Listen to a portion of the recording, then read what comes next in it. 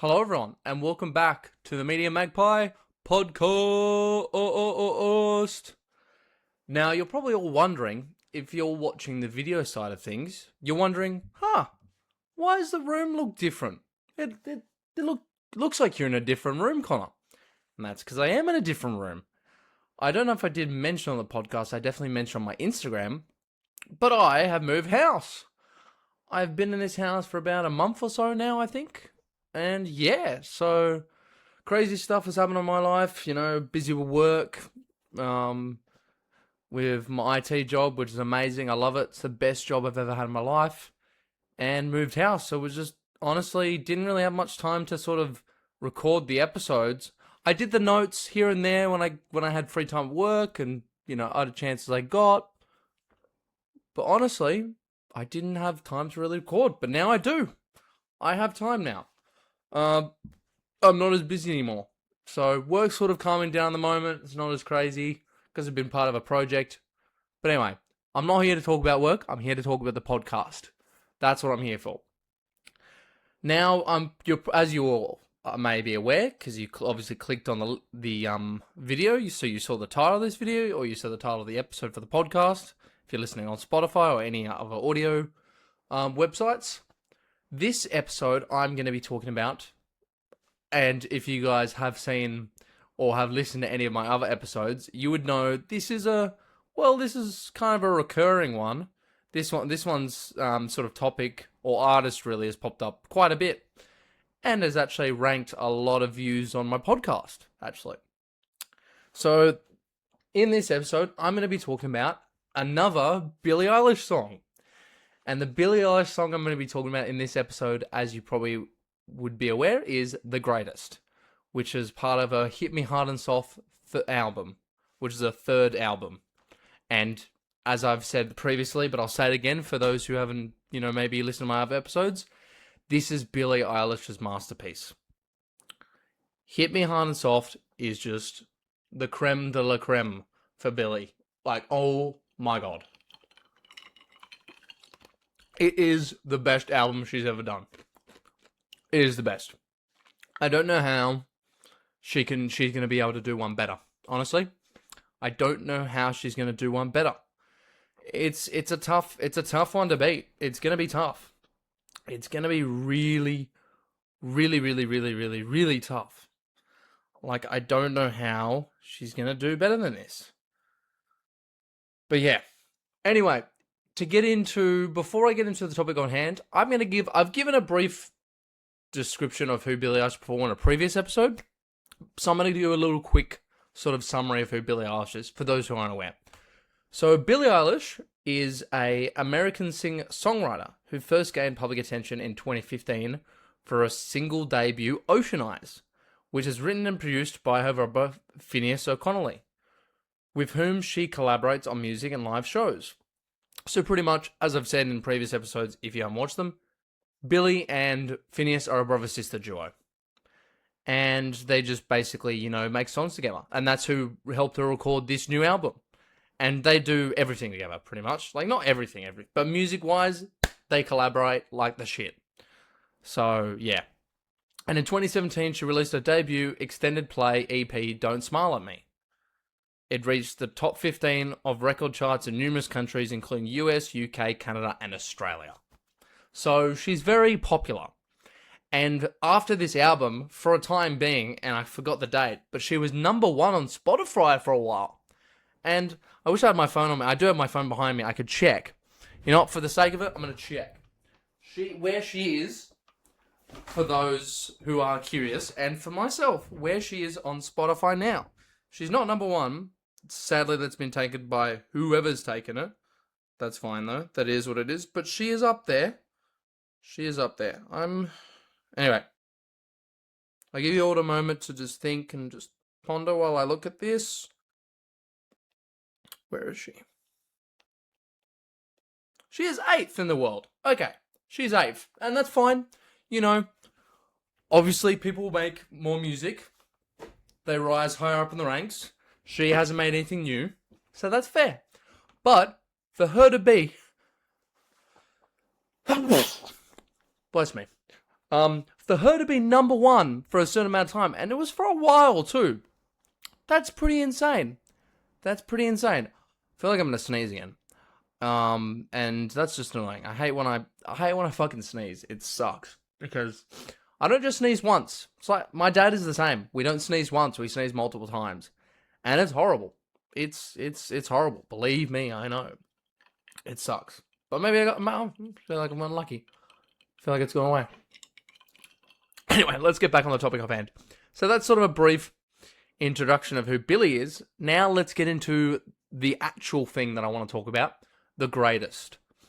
Now, before I get into the greatest, I do want to say there is a particular reason why I want to talk about this song. And I just want to be fair warning. I already feel it, and I already feel it coming now. I might get a bit emotional talking about this episode, because there's a bit of an emotional connection to this song that I didn't really get when I first listened to it, but it sort of stemmed later on in life after a certain experience happened with me. And as I explain this song more and more, and then I explain my situation related to this song, I hope you'll understand why I've made this connection. And this is going to be it's something I've wanted to get off my chest. And that's why I feel like this episode is important. And honestly, using music and using Billie as a way of expressing that, honestly, is the best way to do it for me. This is my therapy. So, just bear in mind that I might get a bit, teary and emotional. But that's just the role of this episode. So fair warning, might be a bit of tears. Just giving you a heads up. So I can already feel them coming. Anyway, so The Greatest. The Greatest is a raw and emotionally charged track from Billie's 2024 album, Hit Me Hard and Soft. So as I said, this is I think the fourth song in her album, if I'm correct. I might be wrong. But it is definitely, honestly, one of the favorites of mine. I mean, I love all of them. Like, I feel like every song in this album hits it to the T. None of them are really like, they all just stand and work well with each other. They all flow. So, honestly, I don't have a one that I dislike. But this is one that now, because of my situation, stands out to me even more. But basically, this song explores the pain of unreciprocated love, emotional neglect, and the slow erosion of self-worth on a one-sided relationship. Now, I don't know. I don't know what to say about, how I connect with it without saying those words, but yeah. That kind of, anyway. I think that kind of sums it up in one bow, but obviously that's not the whole point of this episode. The whole point is to explore it. So we're going to explore the song. We're not going to just leave it there. Otherwise, the episode's going to end in, 8 minutes? That's too quick of an episode. What's the fucking point? Anyway, so let's get into the lyrical breakdown of the song. So in the first verse, Billie goes, "I'm trying my best to keep you satisfied. Let you get your rest while I stay up all night." Now, I guess what Billie's trying to say is that she's open with, quiet desperation. She's overextending herself emotionally and physically to maintain the relationship. And she's even doing it at the cost of her own being. So she's basically saying, I'm doing my best and I'm going to keep doing it to make sure you feel satisfied, as she's saying. And she wants the person in the relationship to sort of relax and take their rest. So the tone of that is very submissive and weary. It's a portrayal of someone who's been giving too much for too long. And yeah, it's I guess I'm gonna compare and really delve deep into why I feel like this song really emotionally links with me is because I won't name names, but I had a past relationship quite recently. It ended a couple months ago. I can't actually exactly remember the date when I ended it. And I ended it. I was the one that broke it up. But it was because I was hurting. I was like well, in a sense, I've kind of felt like I was Billie. I was overextending myself emotionally and physically to maintain the relationship I felt. Or I felt like I was giving maybe not to maintain the relationship, but I felt like I was giving myself and I wasn't getting anything back. Now, that's to be said, I know that the person who I'm talking about will listen to this episode, and I don't know if there was more that I could do to make them feel open to give more to me. And I understand they've had a bit of a harsh past, without saying too much. And, yeah, it's just, I don't know, yeah. Yeah. Oh, God, here they come. Told you. They weren't that far.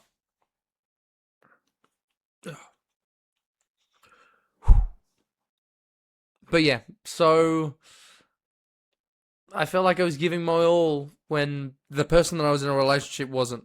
From my point of view, from my perspective. Not to say that, that was their perspective. Maybe they felt like they were giving their all too. Or maybe they felt like I wasn't giving enough. Honestly, again, from my perspective, I feel like they didn't communicate well enough for me. And not to say that I left it all up to them. No. I made sure to communicate. I let them know how I was feeling. I had a chat with them about it. I let them know that this is the way I'm feeling. And unfortunately, I felt that even after that chat, nothing had changed. It was still the same, I was still feeling this overextension of myself. And I would go to bed more lonely than, more than together with someone. And it sucked. It really did. It really did. So I relate to Billie in that way of the overextending myself, So that's the first verse. Now let's get into the pre-chorus. I'm blending this all together. Trying to. And in the pre-chorus, Billie goes, "And you don't want to know how alone I've been. Let you come and go, whatever state I'm in." And I guess that really segues to what I just said, and you don't want to know how alone I've been. Because as much as I was with this person, I felt so alone. I felt alone, I did. And it was the worst fucking feeling in the world. Worst feeling. And I'm not blaming them at all. Not at all. This is not a blame game. I hope this person, if they're listening to this episode, I don't want them to think that I hate them. At all. Not one bit. This is not me dissing them. This is not me hating on the relationship. This is not me thinking it was horrible. This is me going over past events and opening the wound and letting it flow, but in a way also appreciating it as much as it ended in this sad way. It was beautiful. I won't regret doing it. I won't regret having the relationship with this person. Never. Never in my life. A part of my heart will always be with them. Even when I find someone new. My heart this is how I see it. My heart may regrow and I might fully give my heart to someone else. But that old part of my heart that I gave to that person, it still will be with them. I may have regenerated a part of my heart for a new person, but an old part of my heart that may not be active as much, but still loves and cares for that person, is with them. And I want them to know that. They will always have a piece of my heart. Forever. And it's, yeah. But I guess what Billie is trying to say and what I interpret from that pre-chorus is emotional neglect is front and center, Billie's partner is absent, both physically and emotionally, while she remains available and vulnerable. And to be honest, it started off pretty well. I don't want to say too much. It started alright physically. We'll say, not getting too much. We definitely made out. Sure. And emotionally, I feel like we shared a lot. But then I felt like it got to the point where, it felt like she was, this person in my life was absent. As Billie was saying, like, my partner was absent, and I'm just here, remaining available and vulnerable, and it sucked. And look, again, I'm not saying this shit to throw jabs at who this person is. Hence why I'm not saying their name or mentioning who this is. But, and look, I don't know if I could have done better. But then again, they didn't let me know if I could have done better. I tried to ask. I tried to communicate. I think I tried to ask. Honestly, it was one of the first relations. I'm going to say it, and I don't know if they knew this, but this was my first proper relationship ever. First time I've ever given my heart to someone. Properly. So, of course I was going to fuck up. I don't know what the fuck I'm doing. I don't know what I'm doing at all. So it hurts. It does. Because I didn't know what I was doing. I hope that for the next one I do a better job. If there is a next one. Who knows? I shouldn't be that negative, but But still, it's hard. And I guess the key theme for that pre-chorus is the imbalance of emotional labor. That, Billie is always there, but she's never truly present. And I felt like I was always there. I hope, they felt the same, that I was always there for them. I tried to be. It just didn't feel reciprocated from my end. And again, I don't know if, I guess this is my way of telling them to. Because I never really, unfortunately, I'm going to be honest, I didn't get to break up with them in person. Unfortunately, it happened over text. I won't say why, and I didn't want to do it that way. And I sound like a dick saying that I did it that way anyway, but it sort of just happened. I was trying to, tell her we need to meet, didn't tell her why, and then she sort of guessed it. And I'm like, well, if she's guessed it, I can't lie to her, I have to tell her the truth. And then we just did it then and there. And it sucked. It sucked. So now getting to the chorus. So the chorus says, "Man, am I the greatest? My congratulations. All my love and patience, all my admiration." So I guess in this is where Billie Eilish is sort of giving her irony. The irony kicks in. Billie is sarcastically congratulating herself for being the perfect partner. Patient love, devotion. But it's clear she's not being celebrated by the person who should matter the most. And I guess maybe as well, as much as I stand here all high and mighty and saying that I felt like I gave my, my love and all that, and from the sense of I sound perfect, maybe I congratulate myself too all the time, ironically, and say that, yeah, maybe I was the perfect partner. And again,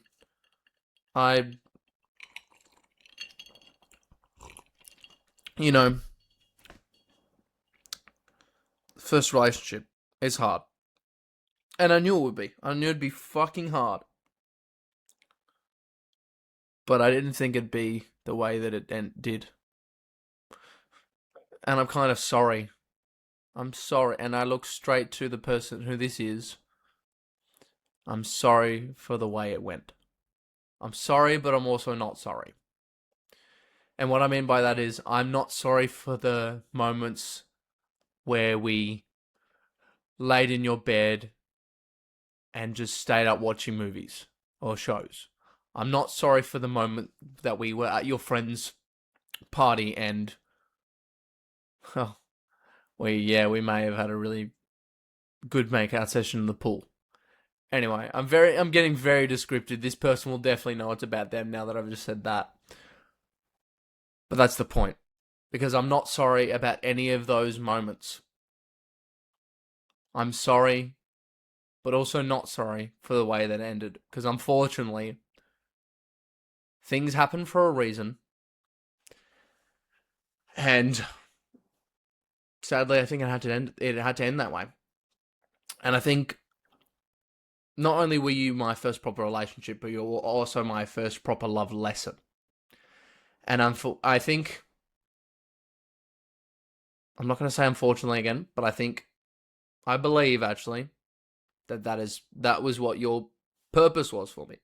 That you were supposed to be my love lesson. The stuff that I learned from, and that I gained the knowledge for the next one. And it sucks. It sucks that maybe that was what you were for. But I have to believe in that. I have to believe that's the case, because otherwise it sucks. It sucks. So yeah. And I guess one of the standing out lines, from this chorus is, man, I am the greatest, my cries, all my love of patience, all my aberration. All the times I waited for you to want me naked. Make it all look painless, man, I am the greatest. And I guess it's saying the brutal encapsulation of performative intimacy and emotional suppression. Saying that, really want us to really connect, physically. And then suppressing it to make it look painless. And honestly, that line spoke to me too, and I wanted that too. I'll say it. I wanted to be naked. I want to see her naked. It's, that's a normal man thing. Nothing wrong with that. So, yeah. Anyway, I digress. So, going to the second verse. Billie says, doing what's right without a reward. And we don't have to fight. It's not worth fighting for. So I guess Billie's sort of resigning. She's done trying to fix what's broken. The line is without a reward, speaking to her selflessness, but also her exhaustion. And I felt like I was trying to do the right thing without a reward. Honestly, I did it because my reward was having that person in my life. It didn't matter, at the end of the day, if I got all that stuff. I mean, it did. But to a point that I wasn't doing it because I wanted that stuff. I was doing it because I cared. And I was hoping that stuff would just be common sense and reciprocated. And by stuff, I mean kissing, hugging, whatever. And all that intimacy stuff. But I don't know. And again, I'm not saying I'm perfect. I'm far from perfect. I could have been a fuck up and maybe I was the problem. Anyway, I'm spiraling at that point, but you get what I mean. It's just, I resigned too, and unfortunately I had to, say that if we can't fix this, then we got to end this, and that's what I did. And it was not great.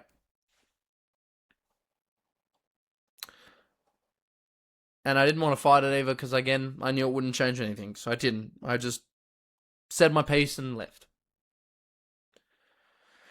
Now, let's get into the bridge of the song. So the bridge of the song says, I loved you, and I still do. Just wanted passion from you. Just wanted what I gave you.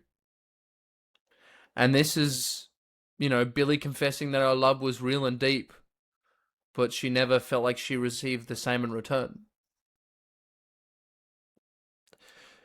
And I guess, that one really encompasses how I feel too. Because my love felt real and felt deep. And then it just felt like there was nothing coming back. And it sucked. It sucked.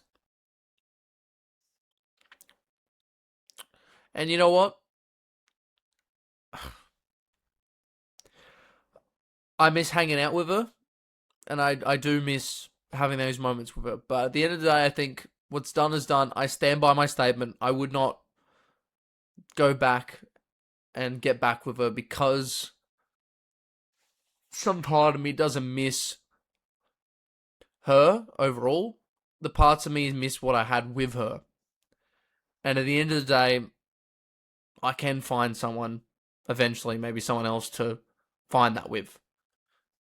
Because, look, I could give it another shot, sure, but I don't know if we're ready for that, and I don't know if she would be ready for that. It's not an easy thing to go back to. And I think sometimes you just got to take the bullet and go, what's done is done. We're done. I'm sorry. And this is my analogy that I've come up for it.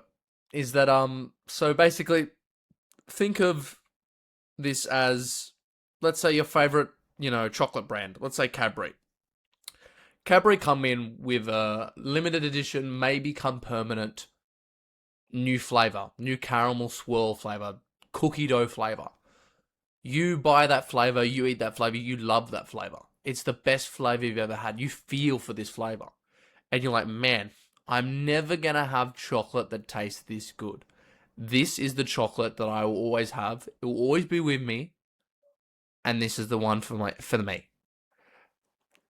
And then a couple months later, Cadbury come out and say that the limited chocolate is finished and they're not going to make any more, so you won't be able to have that special flavor again because it was a special. It was a limited time event chocolate. Now, you don't hate the brand for taking away what you had. Technically, you don't miss the brand. You miss what the brand gave you. You miss that type of flavor that the brand gave you. Because there's so many other flavors in that brand that you could have. So it's not the brand's fault. It's just what the chocolate brand gives you. That's what you miss the most. And I feel like my girlfriend is the chocolate brand, and what she gave me and the intimacy and the love that I first felt when I was with her is the caramel swirl flavor. And unfortunately, it was just a limited time offer, and I miss it. I think that's what I miss the most. I miss the feeling of intimacy with someone. And it sucks because I don't know when I'll ever get it again. I don't. It's not an easy pill to swallow to never know when you're going to get it. So it's tough. It's tough. But I think I'll get there. I'll work through it. I'll get there. And now let's get to the outro of the song. So in the outro, Billie goes, God, I hate it. All my love and patience, unappreciated. And this is just the final release of Billie's, saying she can finally name the injustices. Her love was unappreciated. And it's cathartic and raw. And the mask of her patience drops, revealing the pain beneath. And saying that she hates it. She hated all the stuff. She hated how she doesn't have that unappreciated reciprocation of love and patience. And then that it just, as much as she tried and tried and tried, it just didn't matter at the end. It didn't. So this song is a really hard-hitting song. It is. And when I first heard it for the first time, I never had any doubt in my mind. I never really, not any doubt, sorry. It's a bad word, bad phrasing. I would never think that this song would have any relation to how I feel or how something that happens in my life. I never thought I would have a relationship that would go unreciprocated from my point of view, again, and that I would feel this way. And it's funny because after I broke up the relationship, the song came up and I was at work and I wasn't fully listening to it. Mentally I wasn't, but my heart was. And as I was listening to it, there was tears rolling down my eyes and I was so confused of why. And I went into the bathroom, had to sit down, listen to the song, and understand why I'm feeling this way. And as I read the lyrics, and as I was reading the lyrics, it was clear as the crystal clear of what I was crying about. And I was like, damn, I didn't see this happening. I did not see this happening. So I guess there's there's a lot of emotional themes in this song, particularly of, unappreciation and love. But let's go into some of the emotional themes that maybe people might have not missed, or maybe it's just let's go into more depth of them. So, self-worth is a very big one in this song. And this song sort of becomes a mirror of what happens when you define your value through someone else's eyes. And how basically, you feel like you are valued well, and you feel like when you care for someone, you would hope they would value you back as much as you value them. But sometimes at the end of the day, that doesn't happen. Or it just doesn't get reciprocated as you may intend it to. And again, it sucks. It does. But unfortunately, that's life. There's going to be people in your life that you give your all to, and they might not give as much as you give back. And it sucks. But again, you got to learn to pull the punches and take the hits and move on. Now, the irony and bitterness. The title itself is a contradiction of being the greatest, meaning nothing if it's unnoticed. So again, the title of the song is very contradictory of, Billie saying, I'm the greatest. And again, I'm not saying I'm the greatest at all. I was definitely not the greatest in this relationship. Not one bit. But I will say that it was tough. And maybe I could have done better. I was hoping I could do all I could, I tried to give it my best and communicate as well as I could. And maybe I failed. So, I don't know. Look, I wish it could have ended better. I wish it could have. But all I will say was, I hope you're listening. And I don't regret spending a single moment. Not even a single second with you. None of it. The pain that I feel now and the emotion that I feel now talking about this, it's actually, funny enough, all worth it. It's all worth it. Because I'm human. I'm human. This just shows me that I'm human.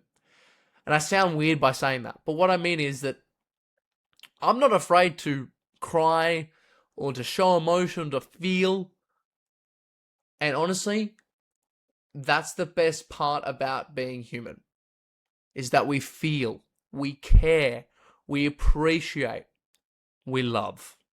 And that's been a big part of this episode. Love. So, I don't regret any of this. Any of it. I may be crying right now. I may be I might be sad, but I don't regret it. If someone gave me the tools to go back in time and change it, to not feel this way, I would say no. And if they forced me, I would let myself do the same thing. I won't say mistake. No, it's not a mistake. I would let myself do the same thing all over again. Not 1 second. Everything I've done in my life has led me here, now, and where I'm supposed to be. I would never change it. Never, ever, ever. Not for 1 second. So anyway, that's my experience from this song, and that's my story in relation to this song, The Greatest by Billie Eilish. I hope you enjoyed this episode, and I hope you all, I hope you all learned something a bit about me and how I feel and love. And one message I want to say for the end of this episode is, don't ever feel that you should never love or feel or care about someone. Because I used to think that those emotions of loving and feeling and caring were emotions of weakness. They're actually emotions of strength. And by having people to love and care and respect you, it shows that you're doing well in life. And you have people that will be there for you no matter what. And I have those people in my life. I do. So never be ashamed to feel. Never be ashamed to feel. Because by you feeling, And by you letting yourself feel shows that you're human. Something that someone in my family doesn't do much is let themselves feel. And I want to tell them all the time, just let yourself go a little crazy. Because yes, you might lose yourself, but then at the end of the day, as much as you might go down a rabbit hole of losing yourself, there's a very good quote from one of the Batman movies by Christopher Nolan. Bruce's dad goes, "Why do we fall, Bruce?" And then his dad goes, "So that we can learn to pick ourselves back up." And that's a brilliant message. Brilliant. Why do we fall? Why do we fall? Because we learn to pick ourselves back up and be better than ever. Learn from our mistakes. Learn from those and make it our greatest achievements ever. So don't think for a second when you fall, that's it. Because at the end of the day, you're still alive, you're still here. And all you need to do is just pick yourself back up, no matter how hard it is. And you will get through it. You will. You will. And that's where I love and leave it. Thank you all for listening to this episode of my podcast. And I'll see you in the next one.